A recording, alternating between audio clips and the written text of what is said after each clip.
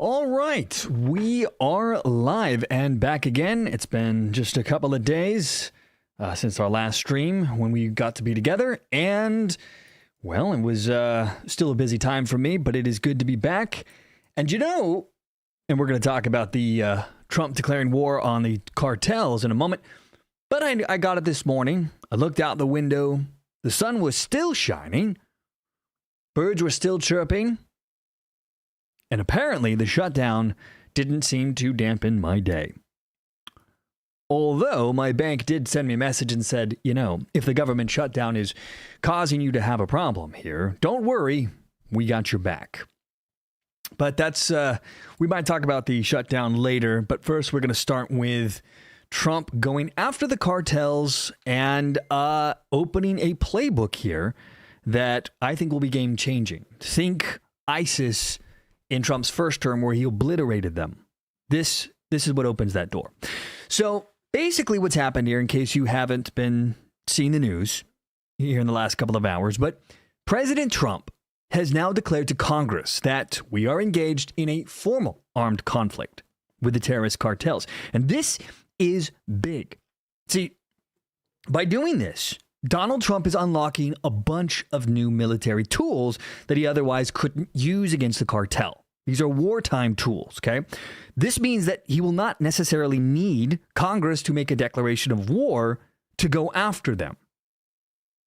So the drug lords, the cartels, even those who are not active fighters, meaning not actively engaging us in combat, we can go after.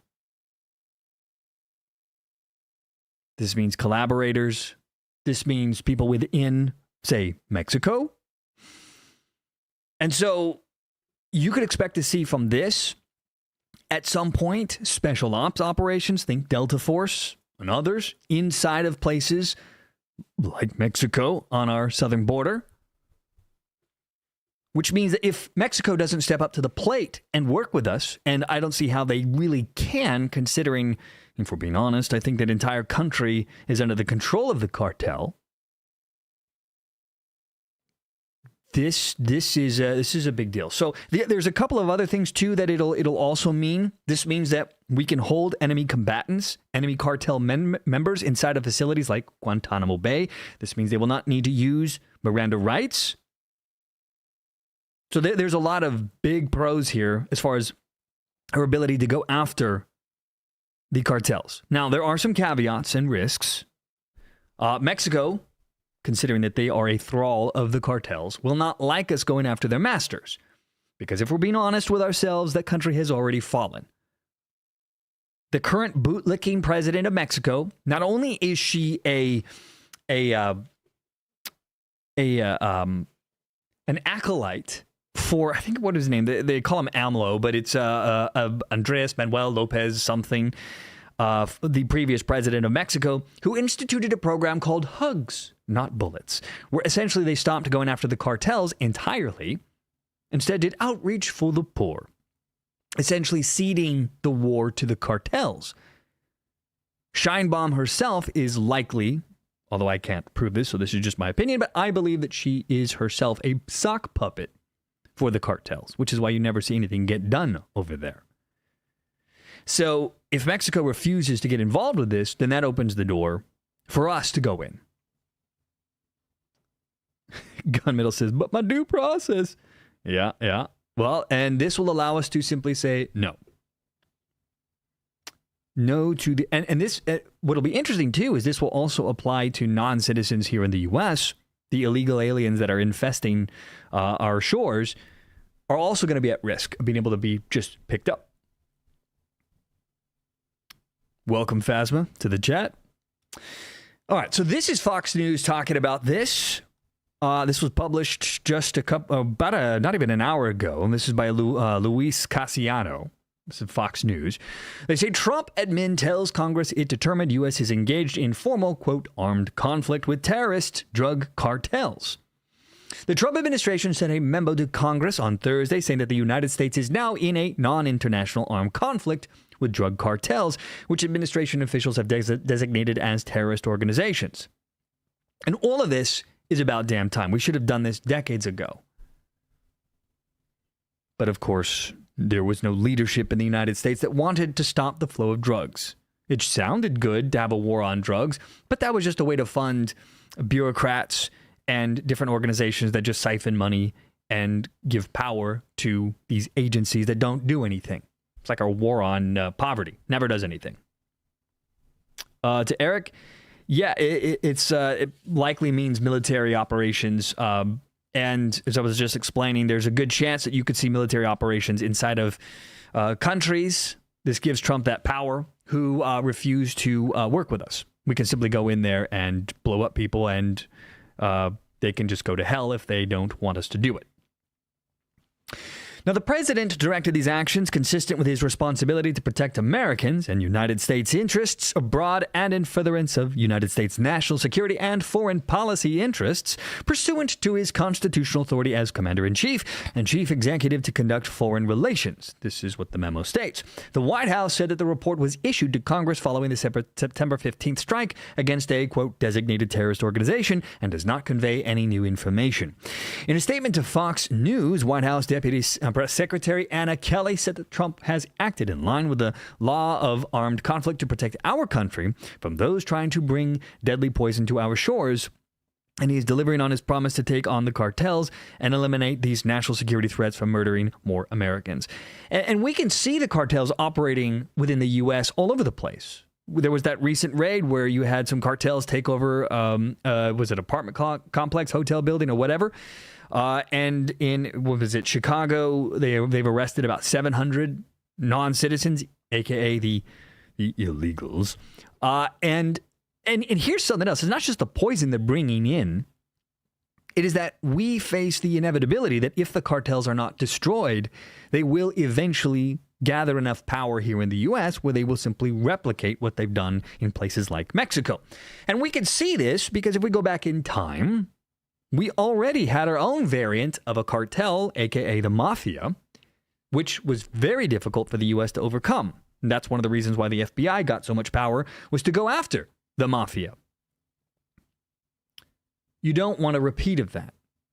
And especially when you look at how corrupt our politics and our politicians have become today, it seems like it would be extremely easy for them to be swayed and or co-opted to become willing, useful tools for these drug cartels. So dealing with it now, while you can,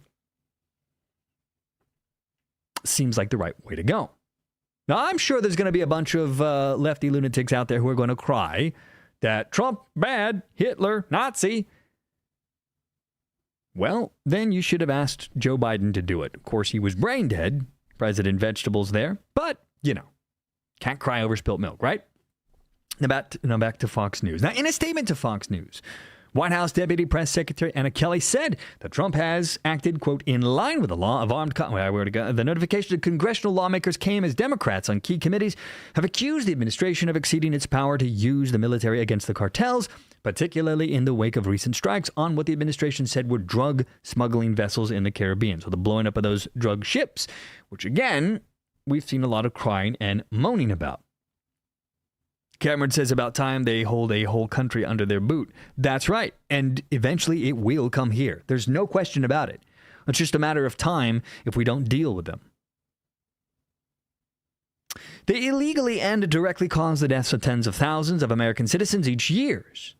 Although friendly foreign nations have made significant efforts to combat these organizations, I would beg to differ, suffering significant losses of life. These groups are now transnational and conduct ongoing attacks throughout the Western Hemisphere in the form of organized cartels.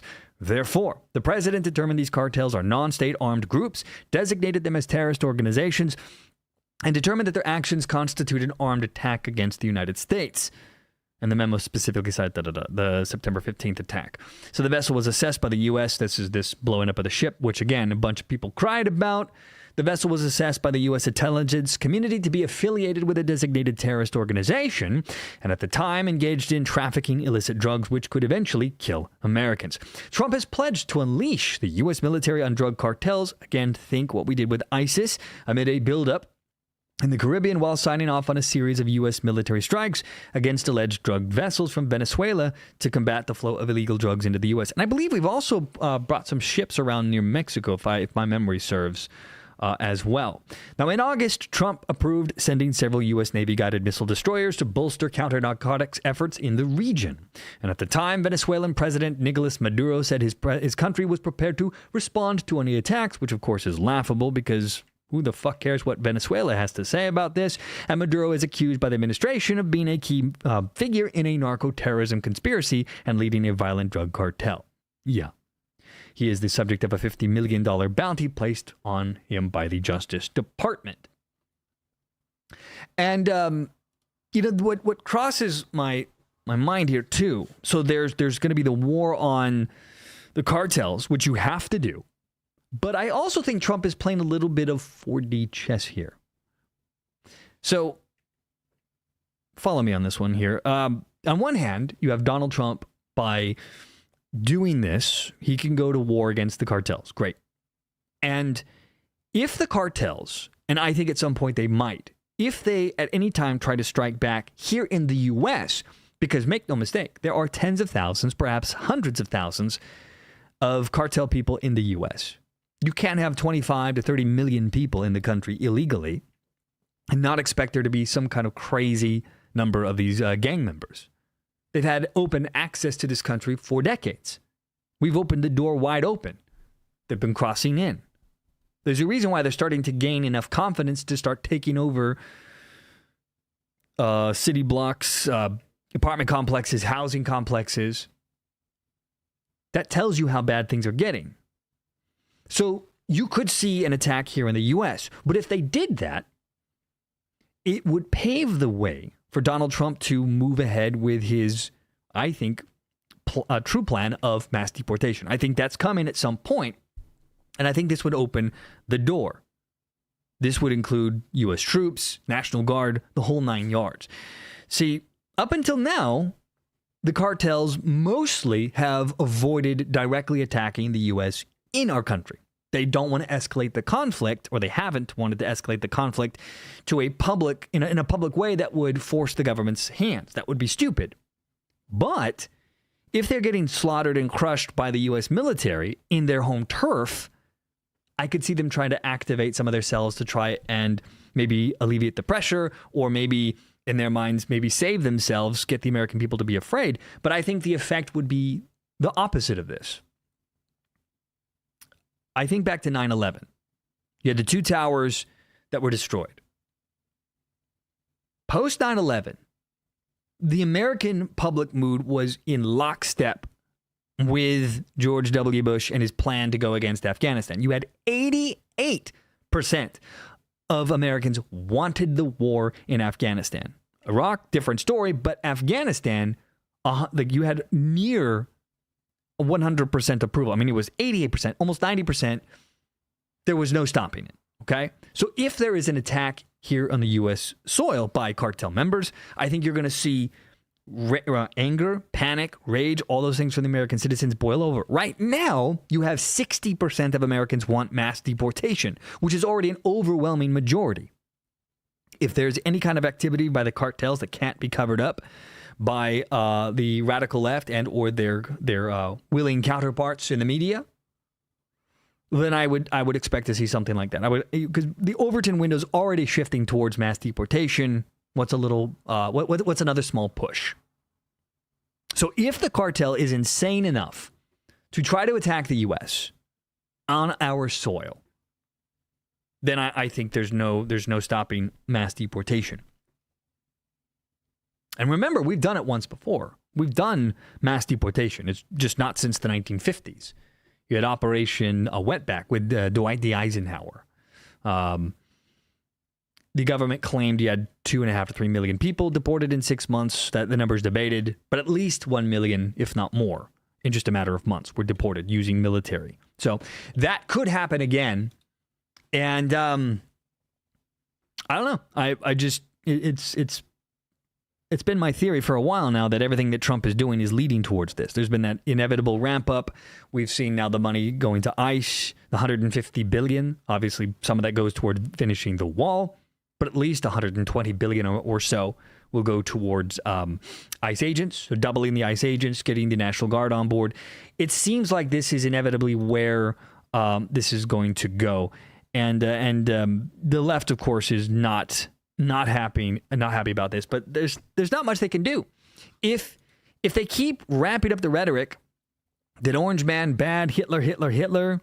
The only thing they're going to do is reinforce in ever greater numbers of American citizens that they are the party of crime, that they are the party of violence, that they are the party of drugs.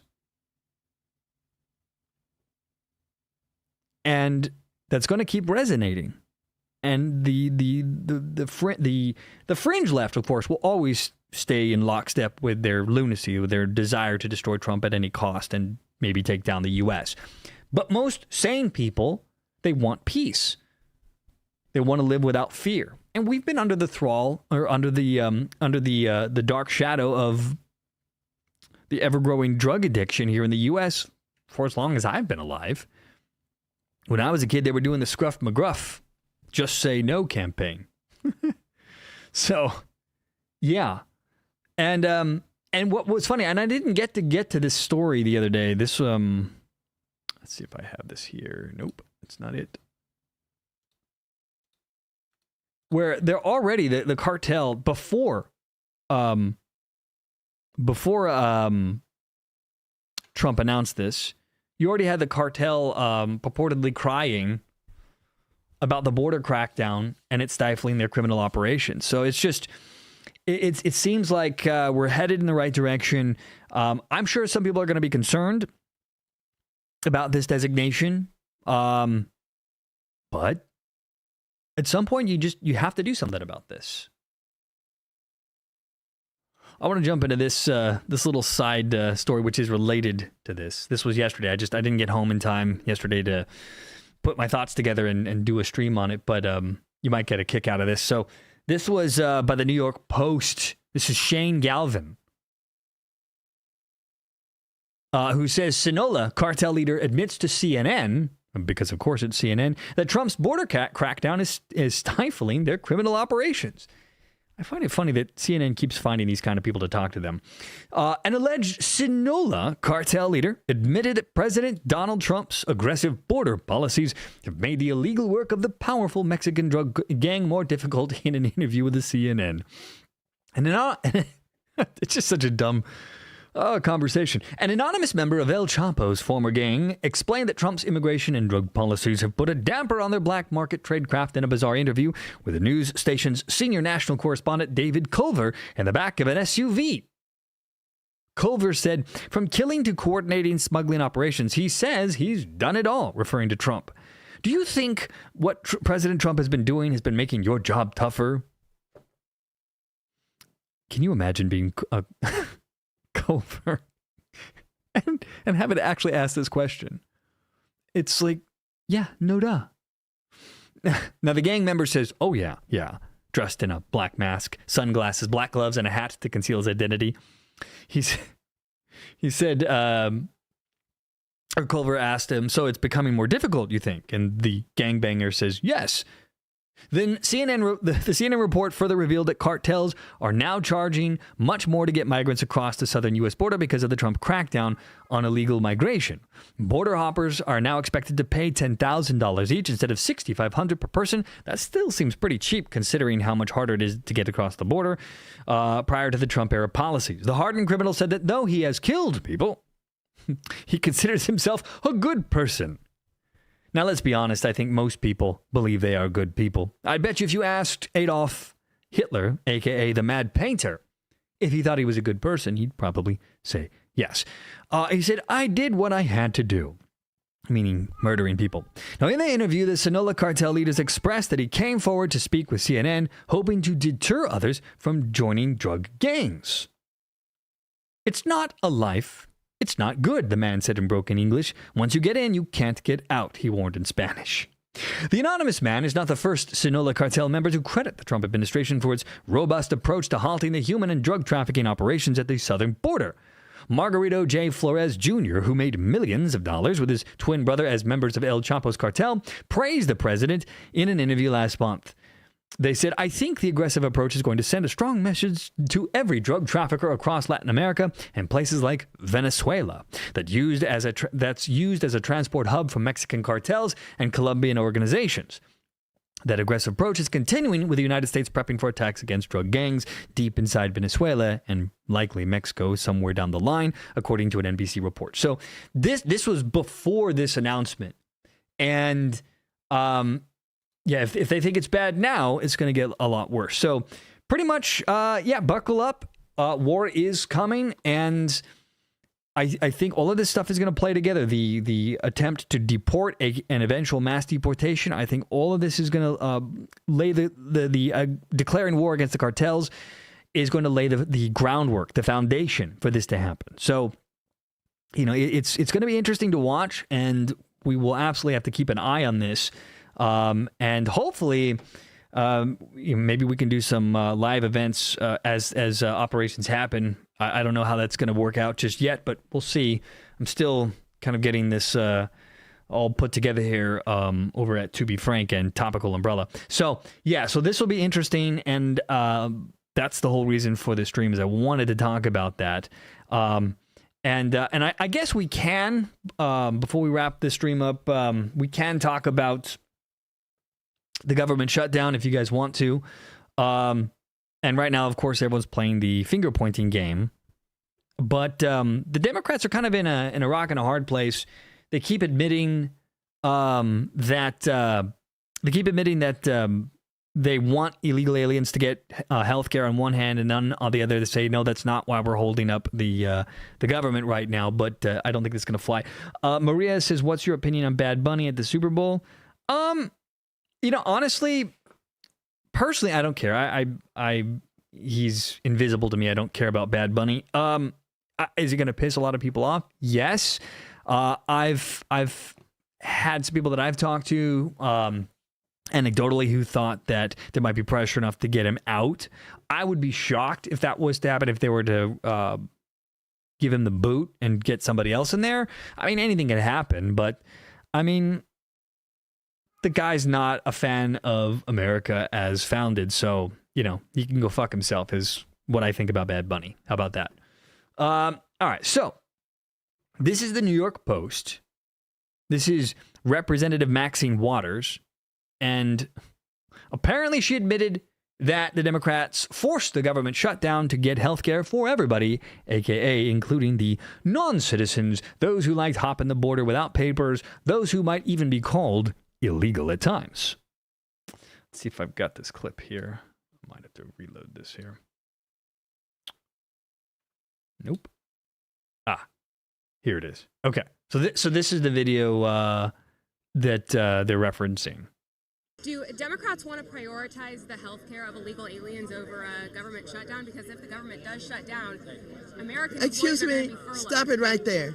We're not prioritizing. What we're doing is saying...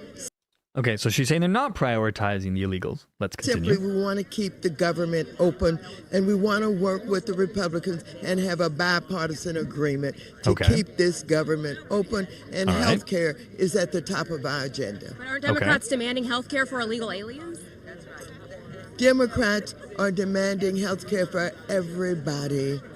We want to save lives. We want to make sure that health care is available to those who would die, but she's not saying no. Having the help of their government.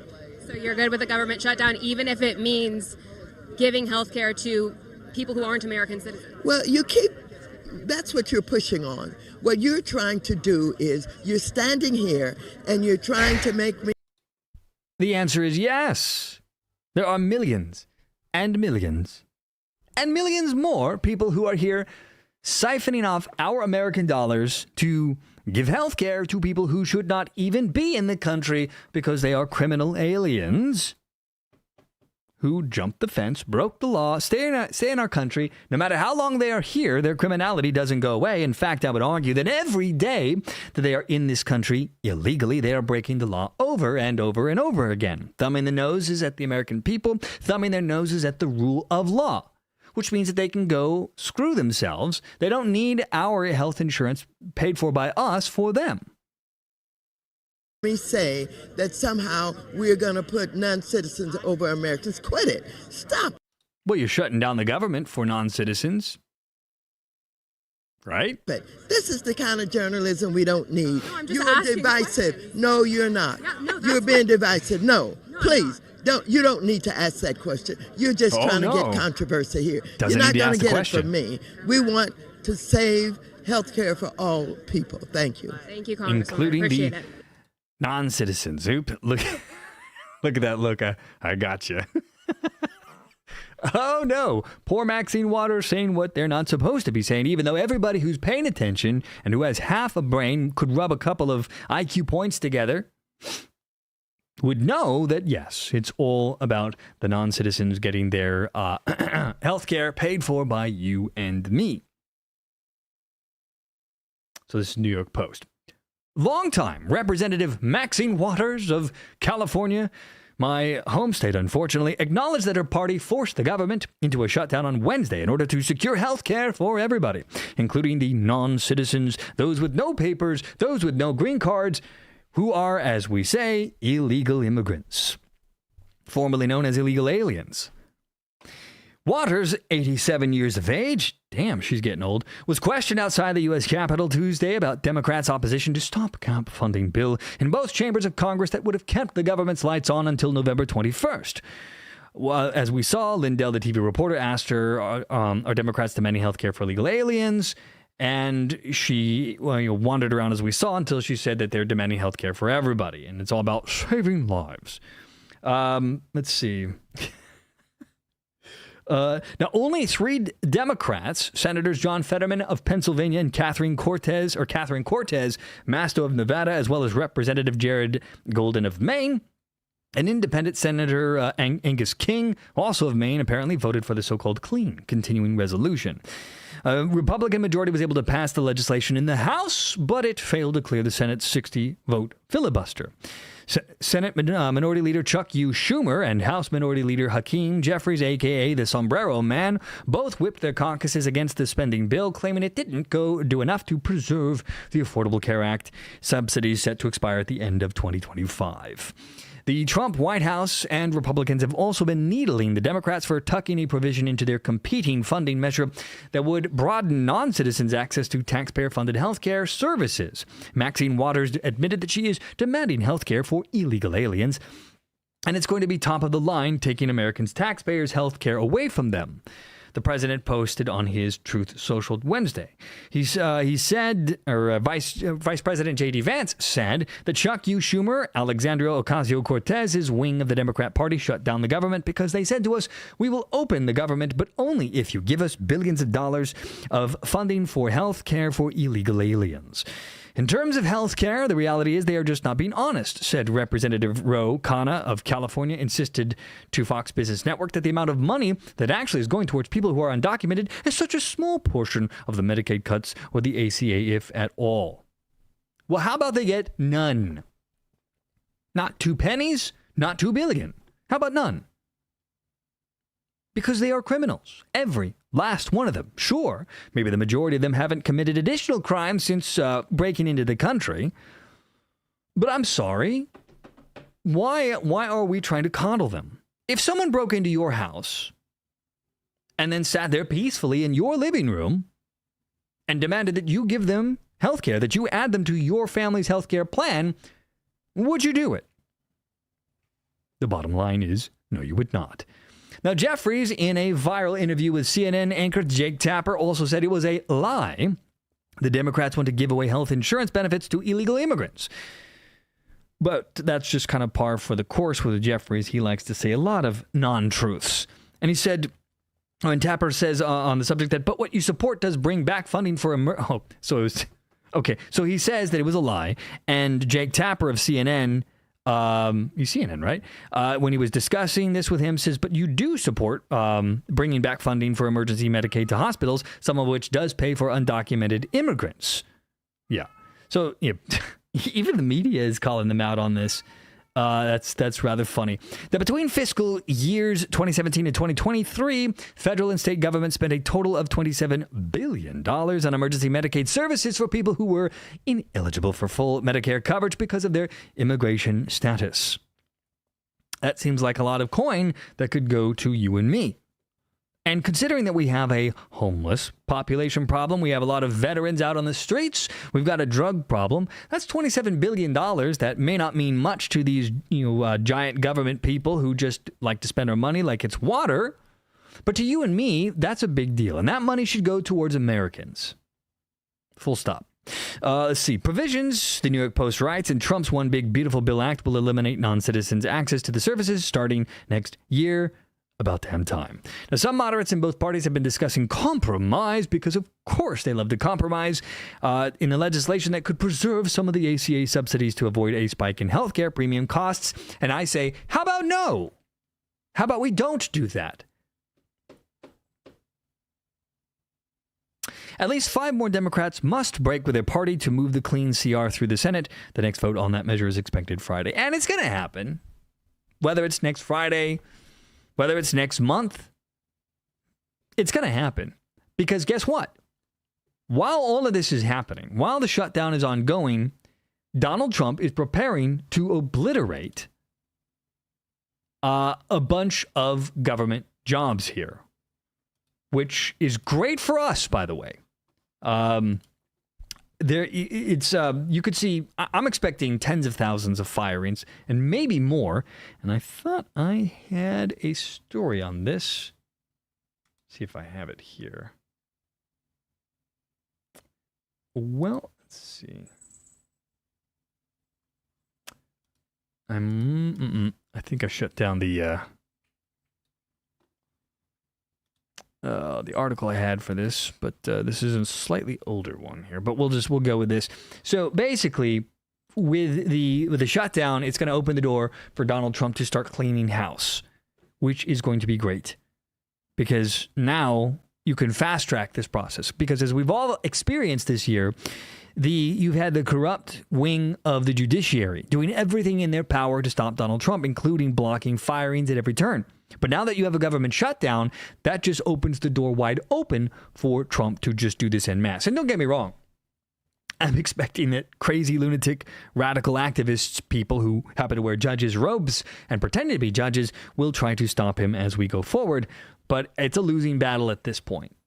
Trump's full court press, his blitzkrieg of EOs, has worn down their credibility with the American people as well. Lauren says, it would have broken my heart if my children refused to support the same presidential candidate as the Jan 6 rioters. I made sure they voted for someone who's found liable for sexual abuse. Okay. Let's see. So this is by Emma Colton of Fox News. Emma writes, if it'll move up with me, what Trump wants to do to reshape the federal government during the shutdown. President says shutdown allows the administration to cut vast numbers of people and programs. The federal government partially shut down early Wednesday after Democrats and Republicans failed to reach an agreement on a funding package. And of course, now we are shut down. In the lead up to the midnight deadline to pass a budget package, President Donald Trump warned the administration would make, quote, irreversible changes to the federal workforce, most notably through a new wave of fresh layoffs, all of which he's been wanting to do since day one. The president has underscored that he and his allies did not want the government to shut down, of course not, but that it opened the door for some good that could come from it. Now, I think Donald Trump definitely wanted this shutdown. He's using the idiocracy of the Democrat Party to do it, but this allows him to further push his agenda and get it done faster. And he has to because he's on a very truncated timeline. He has a little over 3 years left to get everything he wants to get done, because there's no guarantee that the next president of the United States will have similar ideas that Trump has in cleaning house with the corrupt federal government. Now, Senate lawmakers, Fox News writes, failed to reach a spending agreement in time for the end of the fiscal year, blah, blah, blah. Democrats are expressing frustration at being shut out of the spending negotiations and over the GOP's bill exclusion of enhanced Obamacare subsidies that were first enacted in 2021 under President Joe Biden.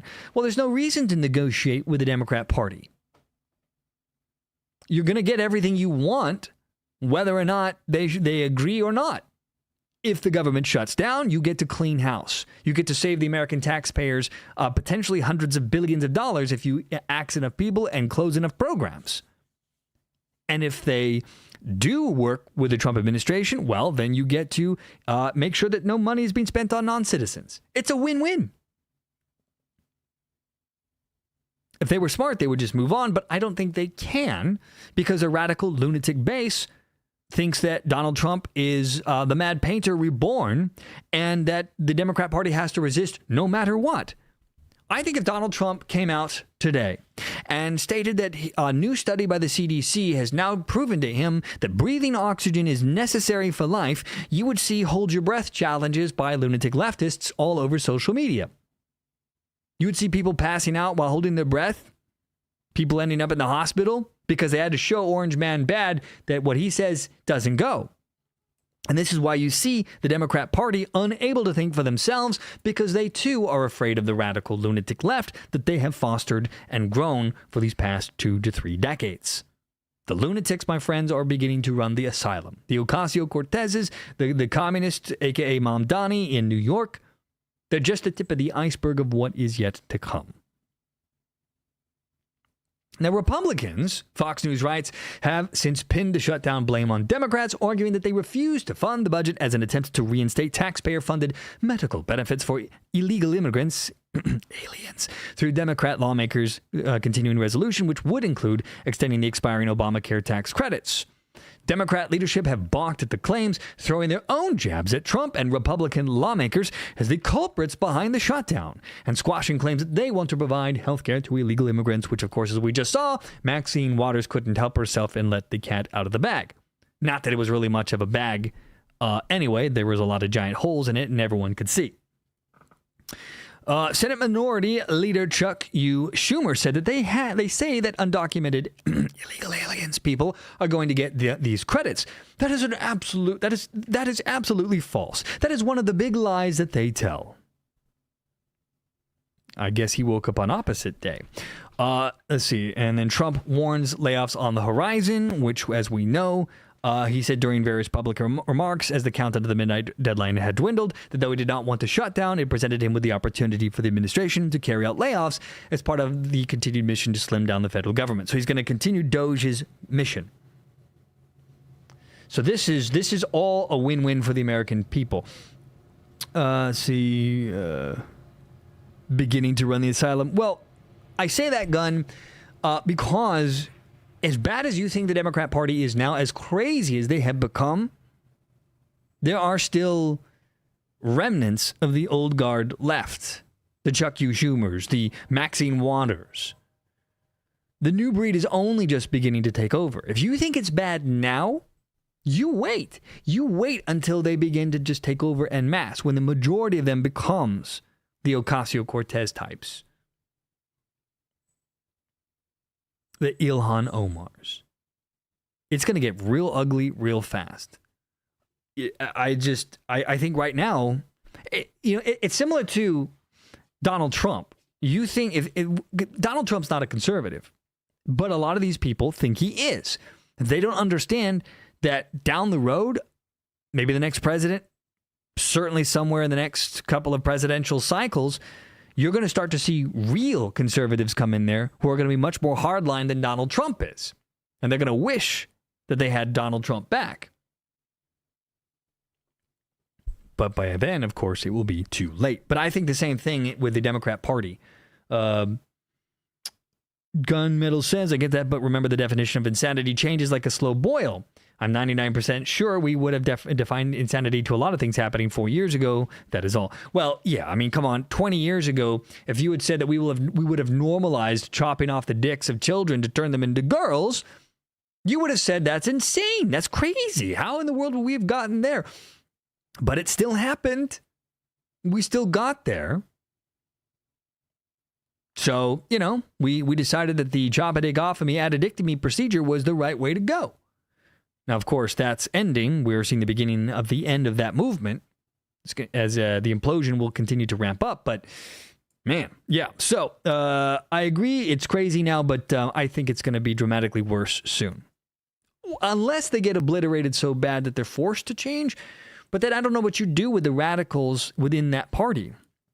I don't really know if there's any saving the Democrat Party in the near future. I don't know. I think they're kind of screwed, if I'm being fully honest here. So Yeah, so the bottom line, the long and the short of this is that, yeah, the government shutdown is going to enable Trump to accelerate the cleaning house of the deep state, of the administrative state, and putting gasoline on the fire here. So if the Democrats are smart, they will end this lockdown sooner rather than later to avoid losing more ground. I just don't know that they have the brain power to recognize that this is a losing battle.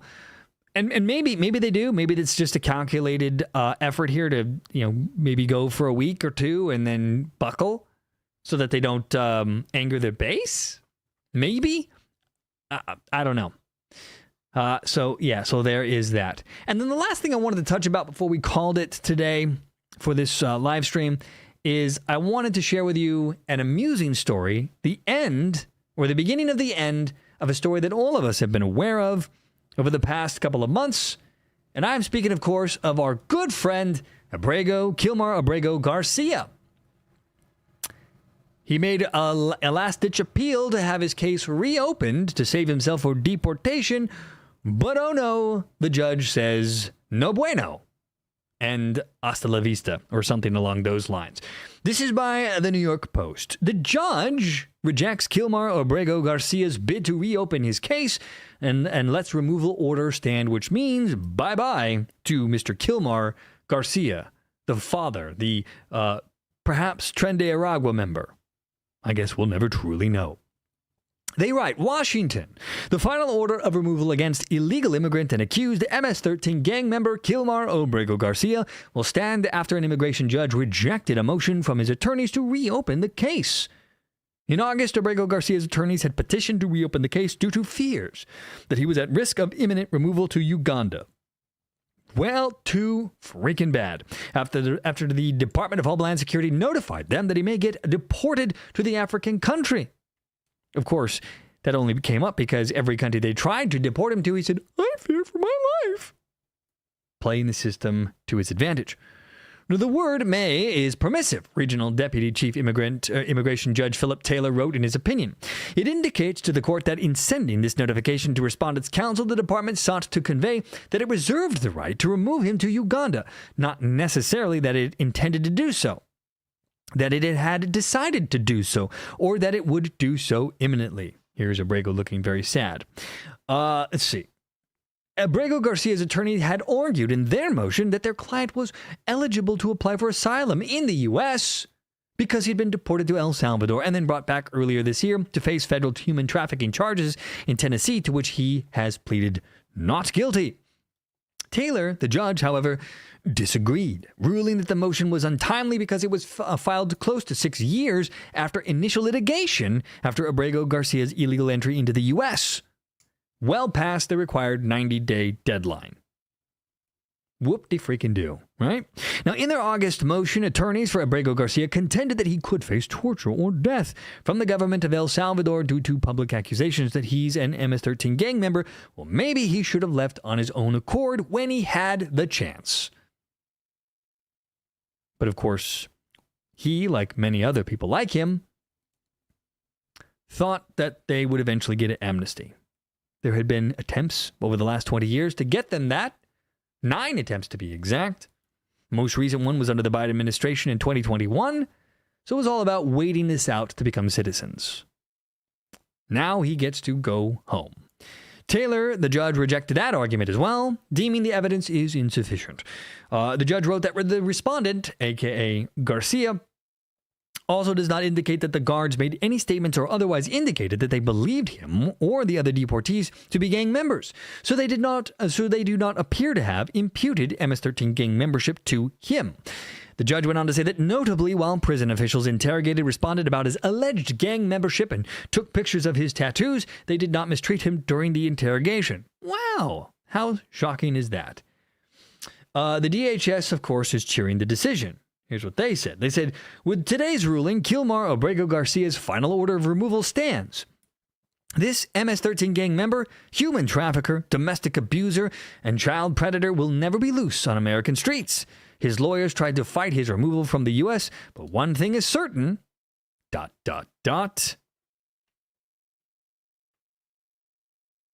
This Salvadoran man is not going to be able to remain in our country. He will never be allowed to prey on innocent Americans again. Never forget the Democrats flew to a foreign land on the U.S. taxpayers' dime to break bread with his terrorist gang member and visit him in prison while they continue to fight for criminal illegal aliens.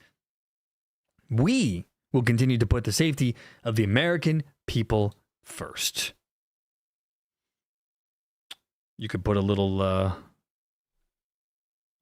stamp of approval there, I guess. Now, Abrego Garcia has been at the center of a firestorm earlier this year, as we've all been witnessing, following his deportation to El Salvador in March, which the Justice Department admitted took place in violation of a prior order from a corrupt judge. And in late 2019, Abrego Garcia had secured a withholding of removal order that barred his return to El Salvador due to concerns that he could face persecution. If I had a tiny violin with me, I'd probably be playing it right now. Now, he had illegally entered the U.S. in 2012, according to court documents. And at the time, his legal team claimed that Barrio 18, a rival gang of MS-13, threatened and extorted his family. Several elected Democrats, as mentioned here, had jetted down to El Salvador, as we saw, to draw attention to Abrego Garcia's case and sing the song of their people for him. The U.S. government brought Abrego Garcia back to the U.S. in June in the clown show while additional litigation played out.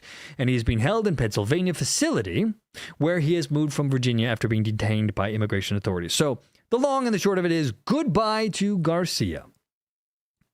Sooner or later, the man will be out of our hair and no longer a problem, which is good for us and maybe not so good for him. But, well, probably should have thought of that before you break into someone else's country. Let's see. Judge Sparkle acting up Kung Fu Grip says, need to be an American-born citizen to serve as a judge on any U.S. bench from now on. Yeah, there needs to be a lot of judicial reform. It needs to be a lot easier to impeach judges. I don't know that you want judges, for example, running for their judgeship, because then, you're going to play politics more often than not, but corrupt judges need to be held accountable.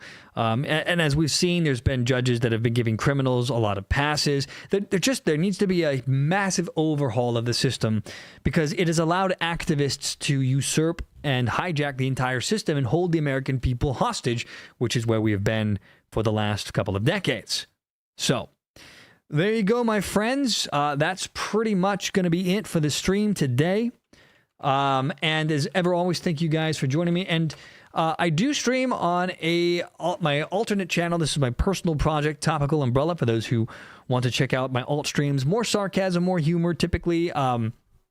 I don't always do as serious of topics here. I like to have a little bit more fun and sometimes darker stories that I wouldn't cover here, like this horrifying story about a student or students who were experiencing terror in their high school as their crazy teacher was feeding kittens to the snake.